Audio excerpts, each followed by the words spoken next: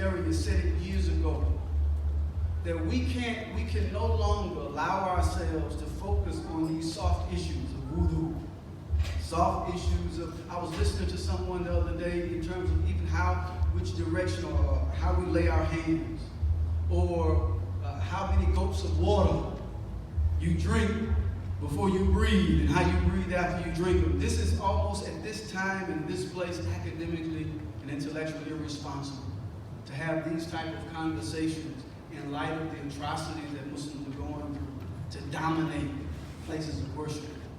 I truly believe that.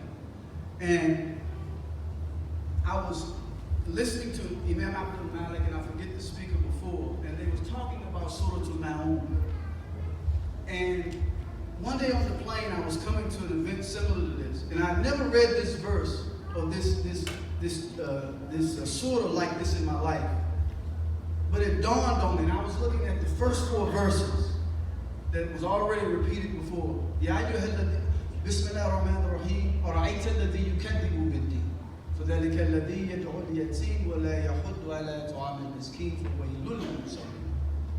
And I said, wow, this is interesting. Because one of the things that struck me was, in studying under this imam here, not only the focus of words, but the focus of how the chronology of the verses, how they're presented. And I said, wow, this is deep. And it's as Imam Abdul Malik said earlier, that it seems to me that Allah is saying, when we look at the most vulnerable people on the face of the planet, it's usually the orphans and it's usually the poor.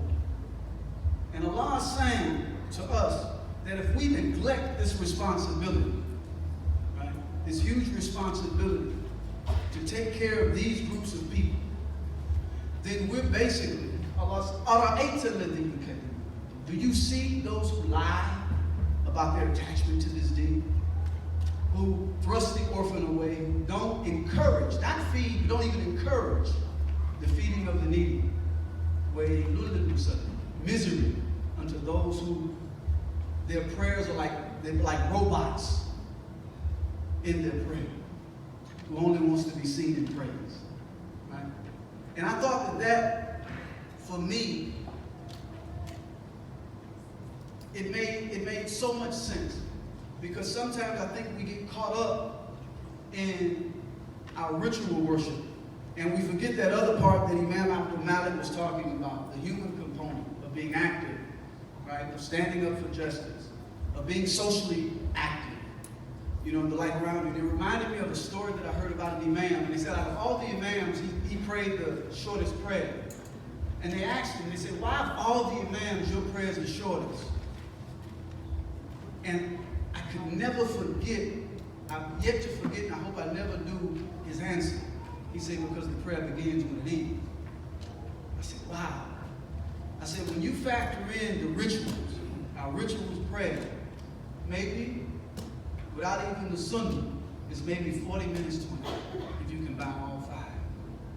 So the rest of that day, 23 hours of that day, right, you're a father, you're a mother, you're a business person, right? You got all of these other things in life that's also what considered if salah, one of the words for salah means connection, you have all of these other things that you are making a connection to Allah with that outstrip those rituals, right? And I said when I heard that story, it resonated. It resonated fully with me. And I think this is one of the things, inshallah, that also we should constantly keep in mind. And one of the things that I'm grateful for, and I know I don't know what type of time I have now, but one of the things I'm grateful for, even before I became a Muslim, is I never lost sight of feeling compassion and being sensitive to the struggles that other people were going through. Maybe it's because of my upbringing, maybe it's because of growing up with a neurological disorder that's constantly reminding me of how I need Allah. But no matter what type of success, no matter what type of materialism that I was blessed with. I've never lost sight of that. And that's the thing to me when I look back, I'm super grateful to Allah, because in so many ways we become, not necessarily the people in this room, I think we become desensitized to suffering. We become desensitized to people who are struggling. And I say that because even when we think of death, right, sometimes we think of things in its immediate sense. We don't think of the details.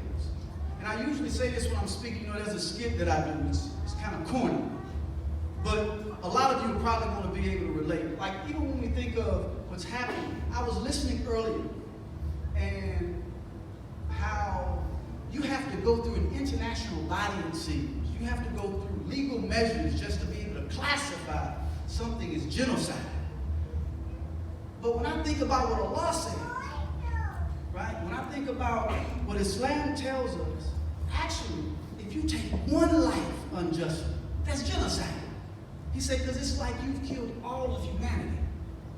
And we gotta spend millions, and we gotta develop relationships, as the brother was talking about. We gotta do stuff like this just to be able to keep people from escaping from the crimes that they commit and being so gruesome and horrendous. And that literally, it bothers me. It bothers me to the core. But I think we've become desensitized, and we gotta change that. We are here, brother, right? Even